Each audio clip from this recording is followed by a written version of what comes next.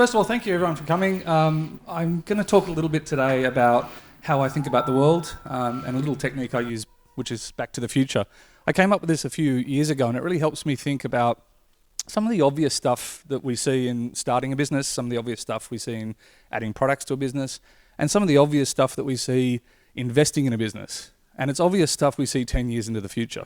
You know, you look back now and you say, wow, that was clearly obvious that, you know, Uber was going to totally take over taxis, and in another 10 years, you know, retail is going to change, and all of these things. So I kind of use the movie as a bit of a guide for: am I doing the right job as a VC investor? Am I doing the right job as a person running a business?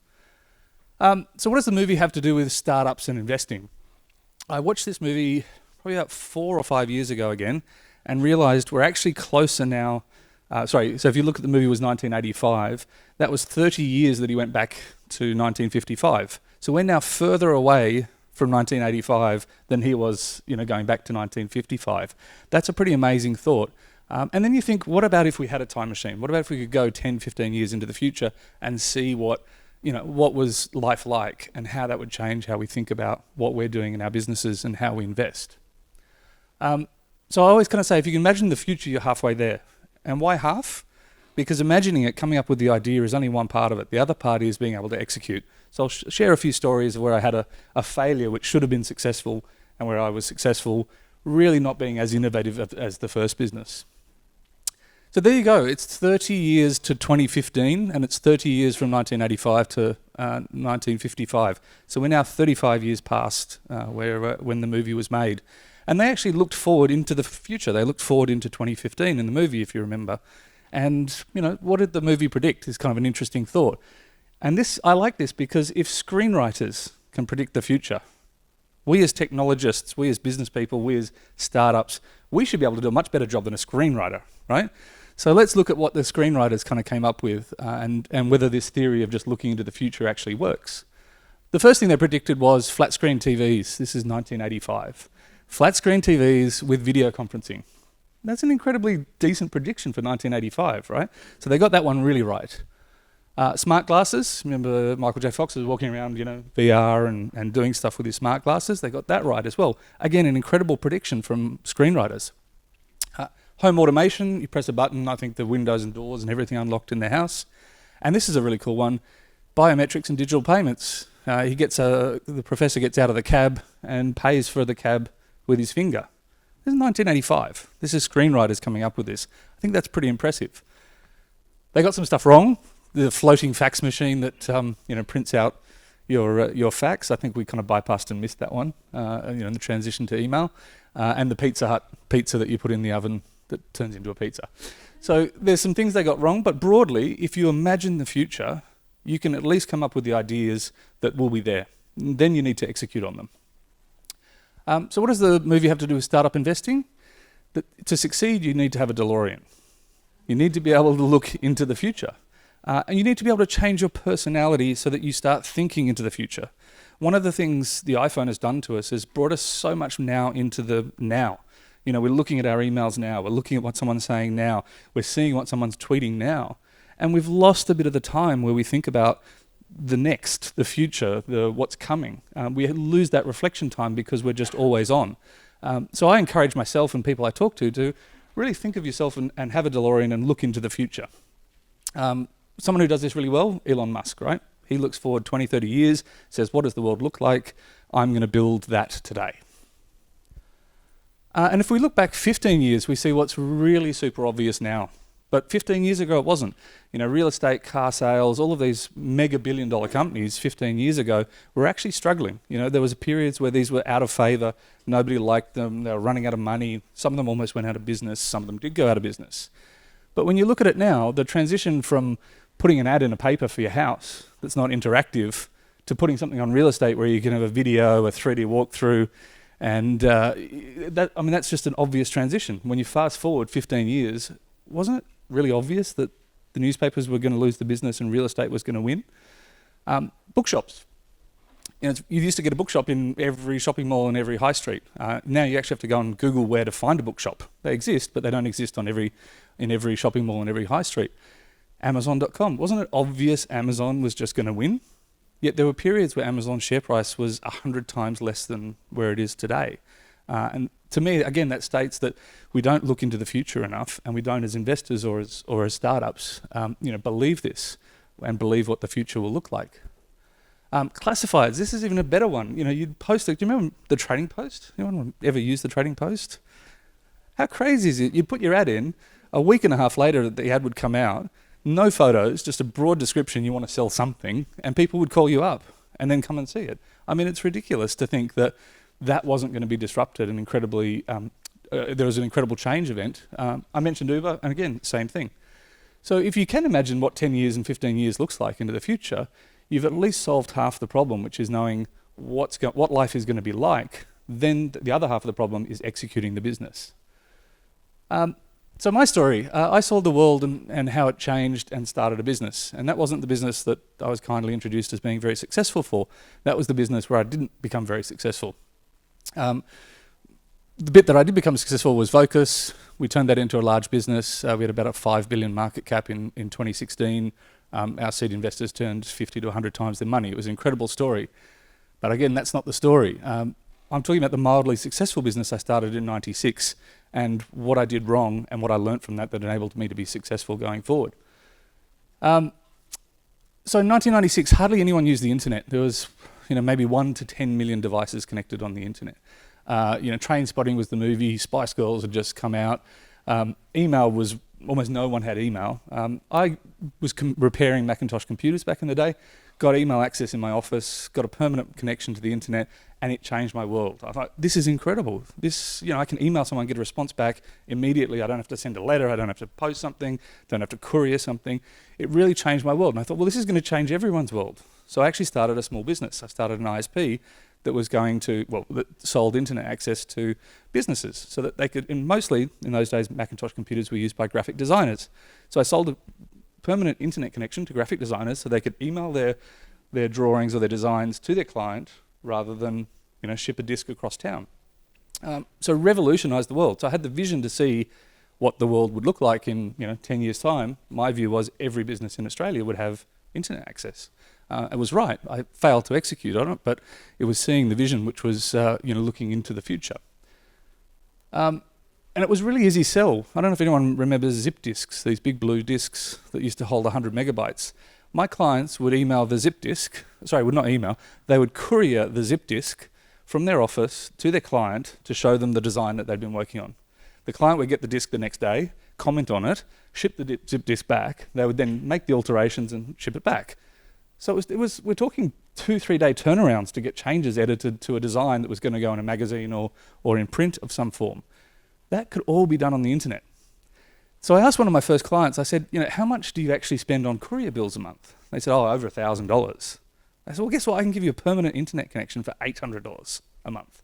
You'll be able to email everyone instantly, get feedback instantly, and your life and your business will improve. So everyone started signing up. And I actually made $400 profit on each customer. It was a great business. But I failed to execute. I got to 100 customers in 4 years. And this is a period where most businesses didn't have internet and a period where they all went to get and got internet. So I didn't particularly succeed.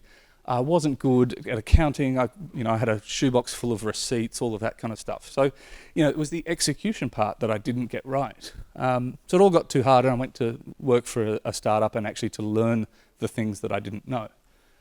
So what I did right was I clearly imagined the future and what it looked like. Every business was going to have internet.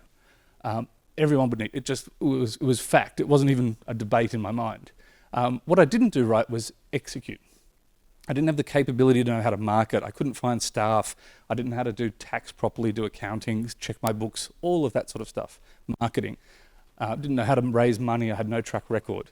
So those were the things that I needed to go and learn. And I went away and worked for somebody and did it. So that enabled me to be successful in my next business. So what did I learn? Success is actually equal parts imagination and equal parts execution. And you need to understand what your capability is on the execution, because the imagining part is actually pretty easy. If you sit down and take the time to use your DeLorean, you can be a screenwriter and imagine what the future looks like and get most of it right. So the execution part is the bit that you have to look at and self-analyze and work out if you've got the capabilities. If you don't, find a good partner that you can, co-found with, employ someone, give them, reduced salaries, go away and work for someone in the industry to learn a few of the skills you need, or even just partner up and mentor with get a mentor who can teach you some of these skills. So to finish that part up, I actually thought I'd look at what I'm investing in and why, and a couple of the trends that I'm seeing and maybe what I think the future looks like in 10 to 15 years. So I like to think of it as what's going to be obvious when I'm giving this talk in 10 years' time that isn't obvious today.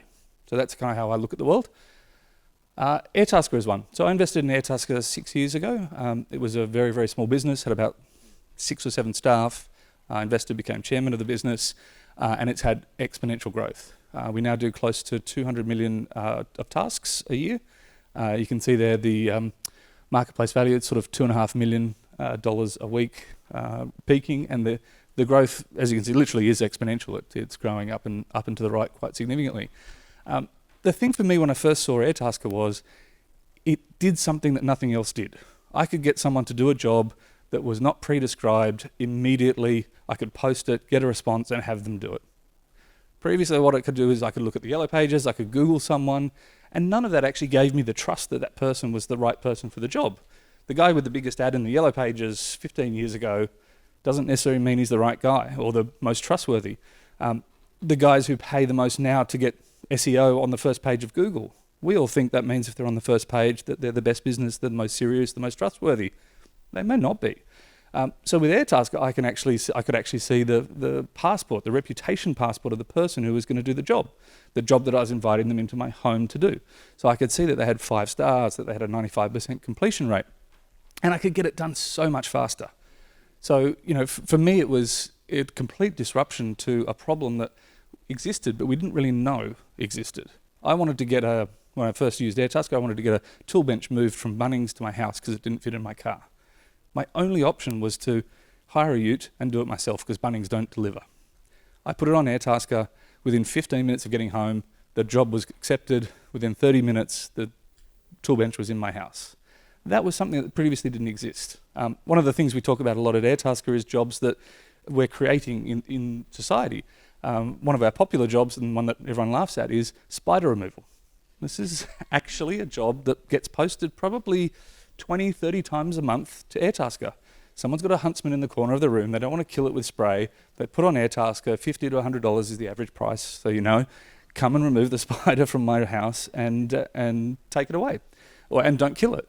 So that's a job that didn't exist before. That's actually creating GDP. So when I came across Airtasker, I kind of saw what the future was like. And if we're talking about the future of work, we have people nowadays. We have lots of people nowadays who actually earn their entire living from Airtasker.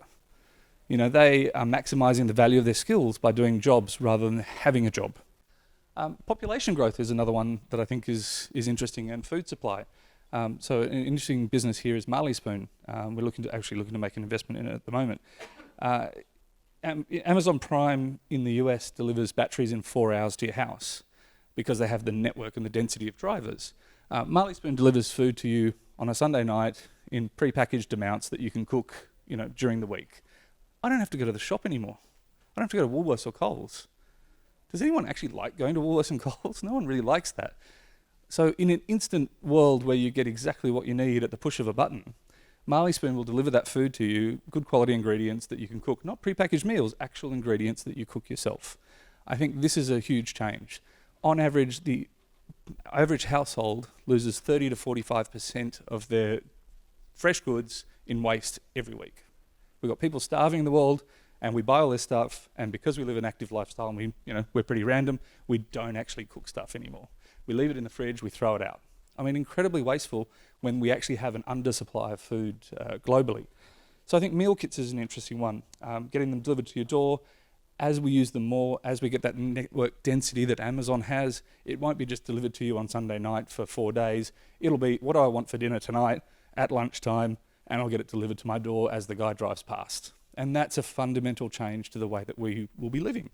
So my prediction is in 10, 15 years' time, do I think we're going into a giant Woolworths and a giant Coles to buy our ingredients? I just don't see us doing that anymore. It's inconvenient, it's not how we want to live, and it's not at the push of a button. Indoor vertical farming. This is really topical. It's a business I invested in probably 4 or 5 years ago. There's heaps of people around the globe moving from rural to cities. That's a massive problem because they can't get the farming resources or the workers out to actually work on farms.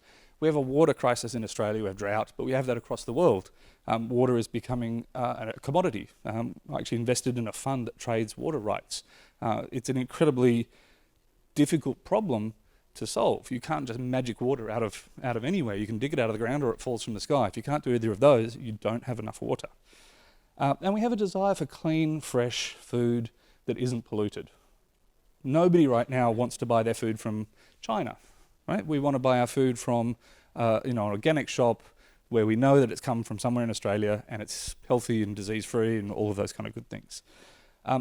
The amazing thing that I found when I was researching this business is that the average vegetable we buy in a supermarket across the globe travels 2,000 kilometres before you buy it. That's not sustainable. That's not sustainable as we become more aware of our carbon footprint. It's not sustainable when you can build stuff and actually produce food directly in the city. So what this business does is it takes office space, much like this. It installs vertical racks with LED lighting, put some science and some AI behind that lighting so it can tell how to make, amazingly, they can tell to make the strawberries super sweet, what frequency of light and how often to give it light. So they can actually alter the flavour and produce more sugar by providing different grades and frequencies of light. Very, very clever business. In the same square meterage, it can produce 100 to 150 times the amount of food, and amazingly only uses 1% to produce that 100 to 150 times 1% of the water usage. So this, for me, is the future. Why produce food 2,000 kilometres away, ship it around the world, pouring carbon and crap out of ships and cars when we can produce stuff right in the cities where most of the people are coming to work and want to work and live anyway. So I think this is an interesting trend that 10 or 15 years' time we'll be looking back and going, yeah, why did we build all those farms and try and produce stuff where there's no water or where there's cyclically no water when we can actually produce better, cleaner food in the cities? Superannuation, there's a shift, I think, away from, or there's a divide, between boomers and millennials. Boomers are moving to use their superannuation. They've got wealth. Millennials are creating wealth. There's no really dedicated way for millennials to access their super, or there is, but it's not hugely popular yet, Spaceship. I think a superannuation and wealth management for the younger generation is important. Younger generation want different things from it. They want it to be eco-sustainable. They don't want to invest in tobacco and oil and all of the things that boomers probably want to invest in. Not generalising too much there. And millennials will be increasing their super every year for the next 50 years, 9% or more, compounded with growth. So I think that's an interesting, that wealth transition model is an interesting one. Kids wearable, this is a new one. I think this is really exciting. Today, as a parent, you take your kid, you pop them off to school, you have no idea where they are during the day, how they're doing, what's going on, and you pick your kid up, and if you're running late, guess what? The kid sits outside the school, or the school calls you, and it's a big drama. Kids wearables is an interesting space. You put a watch on their wrist that's geo-fenced to the school, so while they're at school, they can't play games, do anything like that. They can call or SMS if they need to. If they leave school, it sends you an alert. You can look on your iPhone where the kid is, or at least where their watch is, assuming they're not too smart and haven't taken the watch off to go and leave school. So you can actually, which is probably what I would have done in school, that's why I thought of it, but you can actually, geofence them, see where they are, talk to them, and that, I think, in 10 or 15 years' time, the concept of just shipping your kids off to school and hoping everything's okay and not being able to contact them and doing all of that will be a strange concept. People who've grown up with iPhones, I probably don't, I like it, but I'm not dedicated to the idea of sending my kid with a wearable to school. But I think if I grew up with an iPhone in my hand from day one, this is something I'd be looking at and wanting for my kids. It's common sense. It's not dominated by major brands, and currently only 2% of children 6 to 11 actually wear a wearable that can perform some of this function. I think that's going to be closer to 100% in 10 or 15 years.